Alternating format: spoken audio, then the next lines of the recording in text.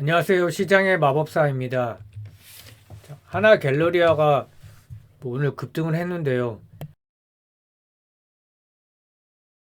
뭐 어느 정도 사실 예측은 됐었습니다. 근데 사실 이유를 찾기는 좀 어려웠고요. 장중에 26%까지 상승을 했고 시총이 지금 3,230억까지 됐습니다. 영업이익이 뭐 작년에 얼마가 될지 모르겠는데 한 100억쯤 될 것 같아요. 100억 전후로. 그러니까 상당히 높은 편인 건 맞고, 근데 이제 뭐 실적 베이스로 보는 주식은 아니니까.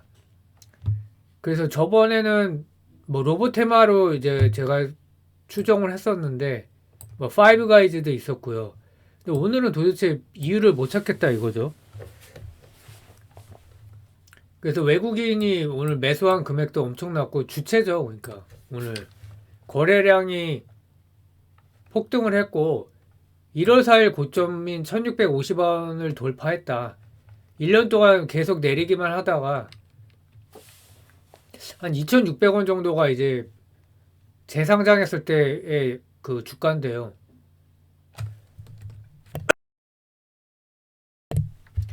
주주를 다시 한번 살펴보면 하나가 일단 한화가 제일 비중이 크고요.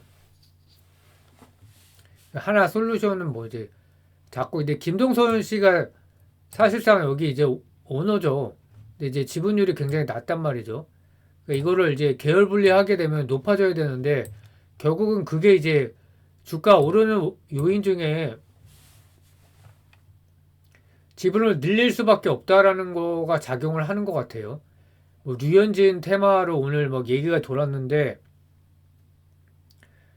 말이 안 되죠. 뭐 류현진이 하나에 오는 거랑 상관이 뭐가 있겠어요. 그래서 김동선 씨의 최근 지분율이 이게 이제 업데이트한 건데 1.72%까지 확대가 됐고 장내 매수로만 이렇게 된 거죠. 그래서 가장 최근의 공시가 2월 16일인데 9만 주까지 매수를 했다. 그래서 팩트는 뭐냐면 김동선은 계속 사고 있으니까 따라 사면 된다. 그러니까 주가가 떨어지지 않으면서 기미를 보였다가 결국은 이제 폭등을 한 거고요. 계속 추매 가능성이 높다.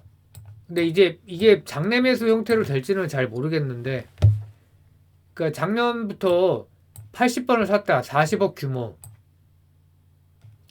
주가도 30% 올랐고, 저점 대비해서는 더 올랐는데, 어, 뭐 M&A 매물도 물색을 하고 있다고 하고, 어, 계열 분리 앞두고 지배력 강화, 하나에너지 유동화할지 관심이다. 그러니까 앞으로 비상장사인 하나에너지 지분 25%를 가지고 있는데 이걸 유동화해서 지분을 확대할 거라는 이런 예측이 나오고 있고요. 하나에너지는 누적 영업이익이 2,857억. 김동관 씨가 이제 하나의 전반적인 책임을 지고 있고 김동선 부사장이 25%. 근데 하나에너지는 또 하나의 지분을 갖고 있다. 그게 좀 복잡하죠. 그래서 어느 분석에서는 하나에너지와 하나가 합병하고 그 뒤에 인적 분할하는 형태로 사명자가 계열 분리에 나설 거다. 그래서 계열 분리를 하게 되면 태양광 방산이 가장 중요하죠. 하나 솔루션, 하나 에어로스페이스를 이제 이 김동관 씨가 가지고 이분이 이제 하버드 나왔다 그러죠. 이게 이제 둘째 형이 금융을 가지고 막내가 이제 승마 선수가 이걸 이제 유통과 리조트를 가진다는 거죠. 그 다음에 이제 수합을 하겠죠. 경영권을 확보하기 위해서. 근데 이제 하나 에너지 지분을 유동화하면 이거를 이제 장내 매수를 하진 않겠죠. 그건 좀 말이 안 되는 것 같고 이제 뭐 블록딜을 하던가 뭐 어떻게 하겠죠. 근데 이제 뭐 오늘 저 PBR 주 상승도 아니에요. 오늘 그 밸류어 프로그램 관련주가 오늘 이제 드디어 조정을 조금 받았어요. 크게도 안 받고 다음 주 월요일인데 그러니까 저 PBR주 상승도 아니다. 그래서 저는 어떻게 보냐면 그 김동선 씨가 지분율이 낮단 말이에요. 그 하나 갤러리아에 대해. 그래서 지배력을 확대할 거다. 확대를 이미 하고 있죠. 그래서 그거에 대한 기대감으로, 그러니까 어떻게 보면 기업 가치하고는 무관한 수급 이벤트성 랠리다. 근데 어쨌든 뭐 주가가 이렇게 폭등하니까 이런 랠리 구간에서는 뭐 먹는 게 좋죠.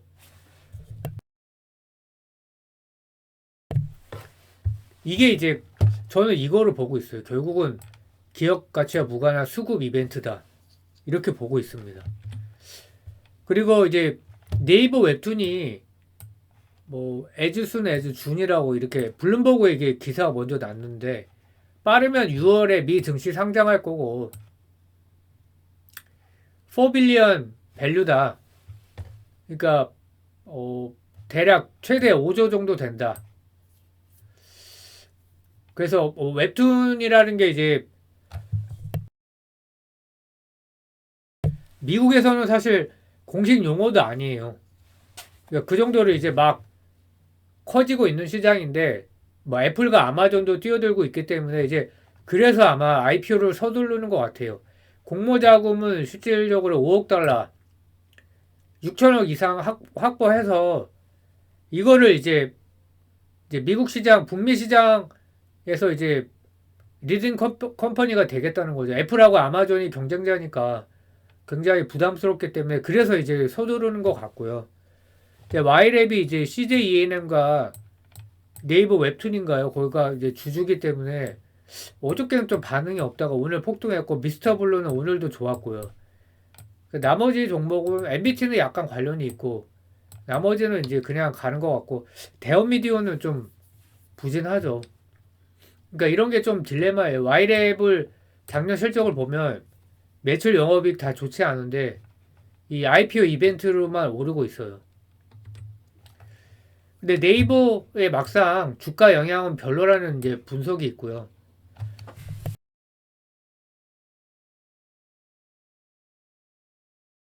지분 구조를 보면 네이버가 웹툰 엔터를 이제 71% 갖고 있어요. 지분율이 좀 많이 낮아졌죠. 그리고 웹툰 엔터가 네이버 웹툰. 이게 이제 한국 회사고 이걸 100% 갖고 있다.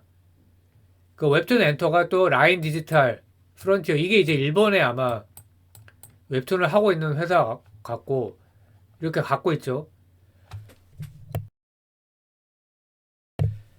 그래서 네이버 주가가 별 반응이 없는데 이유가 뭘까?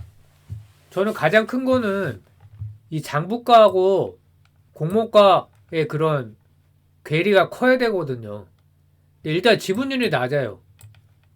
지분율이 일단 100%가 돼야 되는데 이미 이제 낮은 상태고 두 번째는 장부가하고 공모가 괴리가 커야 되는데 지금 1.87조란 말이에요. 1.87조. 71%가.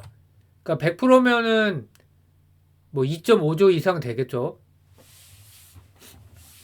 그러면은 시총이 만약 최대가 5조다. 그러면 이제 공모가하고 차이가 2.5조밖에 안 되잖아요. 5조에서 2.5조 빼면은 그러면 2.5조다 그러면 지금 33조하고 제가 5조라고 얘기했지만 지분율 감안했을 때는 그 장부가 지분율 감안하고 장부가를 감안했을 때는 2.5조다 그러면은 33조에서 2.5조면은 뭐 10% 미만이니까 굉장히 작죠. 그래서 공모가가 만약 10조까지 올라간다 이러면 좀 얘기 아니면 15조까지 된다. 그러면 좀 얘기가 달라지겠죠.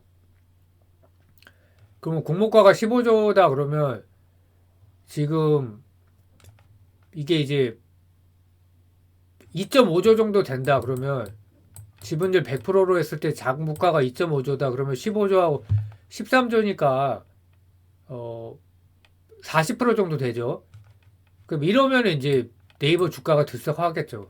그래서 공모가가 상승을 해야 된다. 근데 이거는 지금은 알 수 없기 때문에 그래서 이제 네이버 주가 영향이 없는 것 같고 또 하나가 이게 어쨌든 자회사 그 애기를 낳는 거죠. 그러면은 이제 껍데기만 남는 거죠. 네이버도 사실 LG화학, LG에너지 솔루션처럼 그러니까 수급이 일단 분산되는 게 그게 이제 크게 되는 거죠. 네이버 웹툰을 사지 네이버를 안 사게 되는 거죠. 그래서 핵심은 뭐냐?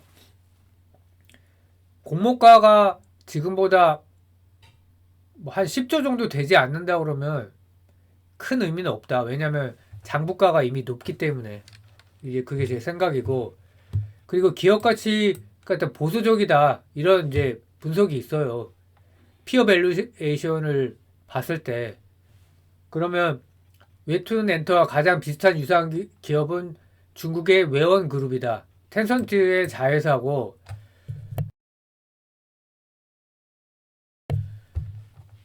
중국의 뭐 중국에서 이제 웹소설 플랫폼인 웹노블도 운영하고 있다.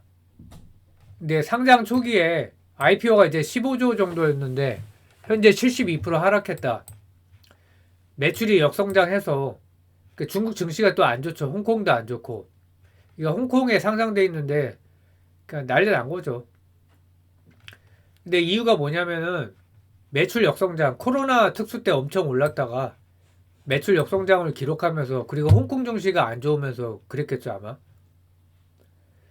그래서 근데 차이점이 뭐냐면 외형그룹은 영업이익률이 10% 전후를 기록하고 있고 작년 상반기는 10%다. 근데 네이버 이 웹툰은 적자 아직까지는 적자다. 에비타 기준으로 이제 흑자라는 거죠. 그러니까 영업이익도 곧 흑자는 되긴 될 거예요.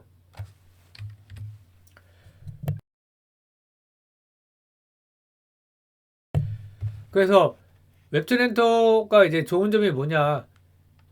자, 우리나라에서 이제 자국에서의 점유율 최대 시장인 일본에서의 성공 여부, 한국에서 일단 압도적이고 일본에서 또 잘하고 있고 글로벌 진출 용이성 이제 외형 그룹하고는 차이가 난다는 거죠. 얘네는 아마 이제 중국에서만 활동하고 있는 것 같고 일본에서는 규모 있는 플랫폼도 부재하다. 일본이 이제 세계 최고인데 웹툰 뭐 이런 만화죠 만화 옛날 말로 하면